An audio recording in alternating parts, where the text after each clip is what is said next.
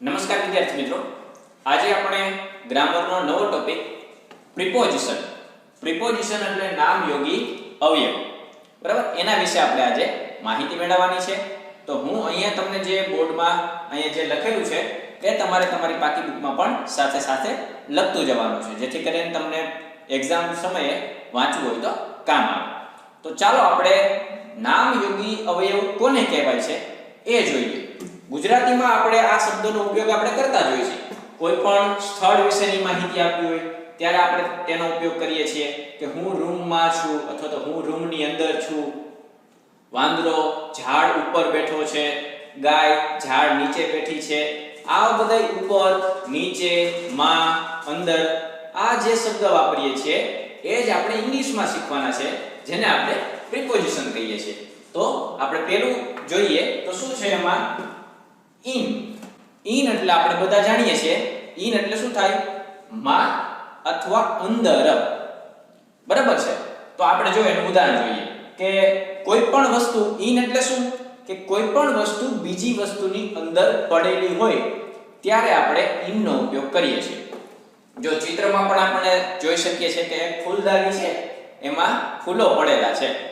તો એનું જ ઉદાહરણ જોઈએ. The flowers are in the vase. બરાબર? તો ફૂલ છે એ ફૂલદાનીમાં છે. તો જ્યારે કોઈ વસ્તુ બીજી વસ્તુની અંદર પડેલી હોય ત્યારે આપણે in વાપરશું. બીજું ઉદાહરણ જોઈએ. The ball is in the box. તો બોક્સની અંદર બોલ પડેલો છે. કોઈ પણ હલનચલન ન થતી હોય ત્યારે આપણે in નો ઉપયોગ કરીએ છીએ. બીજું જોઈએ on. on એટલે આપણે બધા જાણીએ છીએ on નો અર્થ થશે ઉપર. તો આમાં મિત્રો એક ખાસ ધ્યાન રાખવાનું છે.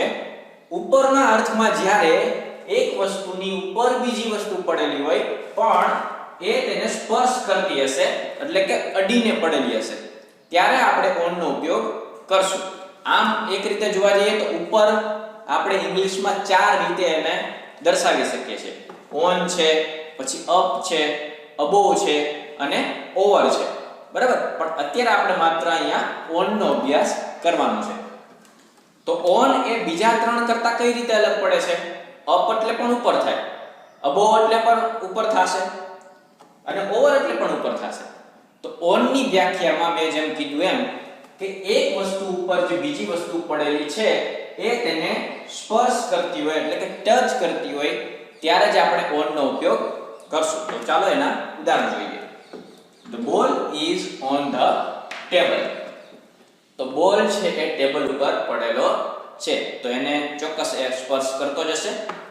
પછી બીજું જોઈએ. The bag is on the bench. Bag છે એ બેન્ચ ઉપર પડેલું છે, બરાબર? પછી જોઈએ under. under એટલે ની નીચે. કોઈ પણ વસ્તુની નીચે બીજી વસ્તુ પડેલી હોય, રહેલી હોય તો એના માટે આપણે under નો ઉપયોગ કરીએ છીએ. કઈ રીતે? તો જો અહીંયા એક સરસ મજાનું ઝાડનું ચિત્ર છે અને એની નીચે ઘર છે. અંદર અને નિયર માં ખાસ ધ્યાન રાખવાનું છે મિત્રો. અંદર માં આપણે એ જોવાનું કે કોઈ પણ વસ્તુની ક્ષેત્રફળની નીચે બીજી વસ્તુ પડેલી હોવી જોઈએ. તો ઝાડનું જે કઈ ક્ષેત્રફળ છે એની નીચે જે વસ્તુ પડેલી હોય એના માટે આપણે અંદર વાપરશું. પણ માની લ્યો કે એની બાજુમાં હોય, જો અહીંયા આપણે નિયર ના ઉદાહરણમાં એ આપણે જોશું. જો ઘર છે એની બાજુમાં ઝાડ છે તો એમાં આપણે નિયર નો ઉપયોગ કરીએ, પણ સાવ નીચે હોય તો આપણે અંદર વાપરશું. તો એનું ઉદાહરણ જોઈએ. The house is under the tree. ઘર ઝાડની નીચે છે. પછી બીજું જોઈએ. જો છોકરી છે એ અમ્બ્રેલા લઈને ઊભી છે, તો એનું ઉદાહરણ જોઈએ. The girl is under the umbrella. તો છોકરી કેની નીચે ઊભી છે? છત્રીની નીચે ઊભી છે. તો એના ક્ષેત્રફળમાં છોકરીનો સમાવેશ થઈ જાય છે, બરાબર? હવે જોઈએ નિયર. નિયર એટલે પાસે અથવા તો નજીક. આપણે આ આપણા ઘરના એડ્રેસને સૂચવવા માટે આપણે આ શબ્દ વાપરતા હોઈએ છીએ. Near the temple, near the post office, near the bank, આ રીતે. તો કોઈ પણ વસ્તુ બીજી વસ્તુની નજીક હોય, બરાબર, થોડાક અંતરે હોય ત્યારે આપણે નિયર નો ઉપયોગ કરીએ છીએ, પાસે. એનું ઉદાહરણ જોઈએ. the man is near the car. તો જો ચિત્રમાં આપણને દેખાડેલું છે કે એક માણસ ગાડીની નજીક ઊભો છે, બરાબર છે. બીજું ઉદાહરણ જોઈએ, the house is near the tree. જેમ મેં વાત કરેલી એમ કે અંડર અને નિયર માં ખાસ ધ્યાન રાખવાનું છે, બરાબર. તો ઘર છે એ વૃક્ષની નજીક છે. આ હવે between એટલે વચ્ચે. between અને among એટલે પણ વચ્ચે થશે અને between એટલે પણ વચ્ચે થશે. પણ among જાજા બધા વચ્ચે કોઈ એક વસ્તુ પડેલી હોય ત્યારે આપણે એનો among માં ઉપયોગ કરીએ છીએ. પણ between એટલે બે ની વચ્ચે. between એટલે કોઈ બે વસ્તુની વચ્ચે એક વસ્તુ પડેલી હોય ત્યારે આપણે between નો ઉપયોગ કરીએ છીએ. તો એનું ઉદાહરણ જોઈએ, the ball is between the boxes. તો આપણને જો અહીંયા ચિત્રમાં જોઈ શકીએ છીએ કે બે બાજુ બોક્સ પડેલા છે અને એની વચ્ચે બોલ પડેલો છે. તો શું કહેશું? the ball is between the boxes. પછી જોઈએ બીજું ઉદાહરણ, the house is between the trees. તો બે ઝાડ છે અને એની વચ્ચે શું છે? ઘર આપેલું છે. તો ત્યારે આપણે વાપરશું between. હવે જોઈએ છઠ્ઠું, in front of. in front of એટલે ની આગળ, બરાબર. કોઈ તમારી આગળ છે, કોઈ પણ વસ્તુ બીજી વસ્તુની આગળ પડેલી હોય ત્યારે આપણે કેનો ઉપયોગ કરીએ? in front of. તો એના ઉદાહરણ જોઈએ. તો જો the girl is in front of the curtain. પાછળ જે આપણે જોઈ છે ગુલાબી રંગનો એ આપણને પડદો આપેલો છે અને એની આગળ છોકરી એક ઊભેલી છે. તો આપણે શું કીધું કે છોકરી પડદાની આગળ ઊભેલી છે. બીજું ઉદાહરણ, the chair is in front of the cupboard. કબર્ડની આગળ ખુરશી પડેલી છે, બરાબર. આ રીતે. પછી જોઈએ સાતમું, behind. આ શબ્દને પણ આપણે આપણા ઘરના સરનામામાં અથવા તો કોઈ પણ વસ્તુ ક્યાં પડેલી છે એ દર્શાવવા માટે આપણે એનો ઉપયોગ કરતા હોઈએ છીએ વારંવાર. behind એટલે શું થશે? પાછળ. તો behind the temple, behind the post office, આવું બધું આપણે આપણા ઘરના સરનામામાં કહેતા હોઈએ છીએ. ઉદાહરણ જોઈએ તો the chair is behind the table. તો જો સફેદ રંગનું આપણે જે જોઈ રહ્યા છીએ એ ટેબલ છે. તો ટેબલની પાછળ જે ગુલાબી રંગની છે એ ખુરશી છે. તો આપણે શું કહેશું? the chair is behind the table. તો chair છે એ ટેબલની પાછળ છે. બીજું ઉદાહરણ જોઈએ, the boy is behind the door. તો જો અહીંયા એક છોકરો છે એ દરવાજાની પાછળ સંતાઈને ઊભેલો આપણને જોવા મળે છે. તો એક છોકરો દરવાજાની પાછળ છે.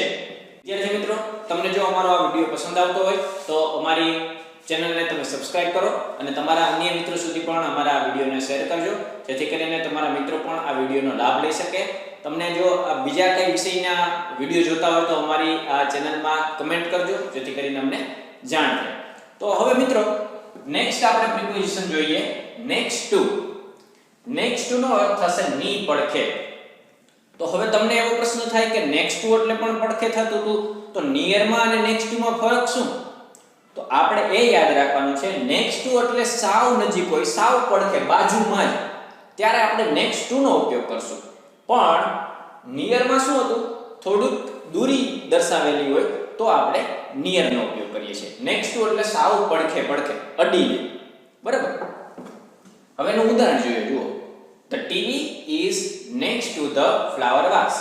તો ટીવી છે એ ફૂલદાનીની સાવ પડખે પડેલું છે. તો સાવ પડખે હોય ત્યારે next to અને થોડીક દૂરી દર્શાવેલી હોય ત્યારે આપણે near નો ઉપયોગ કરવાનો છે.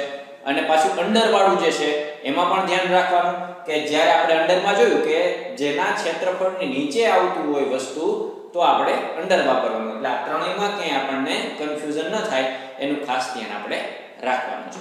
બીજું ઉદાહરણ જોઈએ, the girl is next to her mother. તો છોકરી એના મમ્મીની પડખે ઊભી છે.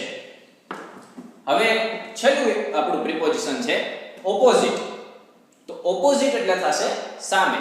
તો કોઈ વસ્તુ બીજી વસ્તુની સામે પડેલી હોય ત્યારે આપણે ઓપોઝિટ નો ઉપયોગ કરીએ છીએ. કઈ રીતે? તો ચાલો જોઈએ. The bank is opposite the temple. બે વસ્તુના દરવાજાઓ એકબીજાની સામે સામે હોય. આપણે ફ્લેટમાં રહેતા હોય તો આપણા પાડોશીનો દરવાજો છે એ આપણી સામે હોય તો આપણે ઓપોઝિટ કહી શકીએ. તો અહીંયા પણ આપણે જોઈએ તો બેંક છે એ ટેમ્પલની સામે છે. નેક્સ્ટ જોઈએ, the truck is opposite the car. તો ટ્રક છે અને કાર બેયના મોઢા જે છે એ સામે સામે છે. તો આપણે શું કહીએ કે ટ્રક કારની સામે છે. આવી રીતે આપણે પ્રિપોઝિશન યાદ રાખવાના છે. જે ચિત્ર અહીંયા તમને દર્શાવેલા છે એટલા માટે દર્શાવેલા છે કે તમને વધારે ખ્યાલ આવે.